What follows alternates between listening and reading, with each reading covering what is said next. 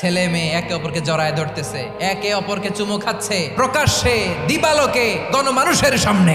নারী যে কত সম্মানিত নারীরা এটা বুঝেই নাই। নারীদেরকে আল্লাহ বানিয়েছেন উচ্চতর করে। নারীদেরকে ছোট্ট জিনিস দিলে এটারে বড় করে দেয়। নারীদেরকে ভ্রূণ দিলে, শুক্রাণু দিলে নারী এটারে বাচ্চা হিসেবে উপহার দেয়। দেখছেন, আপনি দিলেন একটুকুনি দিছে, আপনি তাকে একটা মুচকি হাসি দিয়ে দেন, সে তার কলিজা দিয়ে দেয়। কিন্তু যদি আপনি তার মনে কষ্ট দেন, সে আপনার জীবনকে জাহান্নাম বানায়া দেয়। নারীর মন বুঝতে পারলে নেয়ামত, বুঝতে না পারলে কিয়ামত।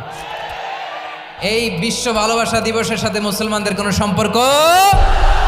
বিশ্ব বেহায়া দিবসের কারণে এগুলোর আউটপুট হিসেবে মাঝে মাঝে এই ঢাকা মেডিকেলের ডাস্টবিনে নবজাতকের বাচ্চার কান্নার আওয়াজ শুনতে পাওয়া যায়।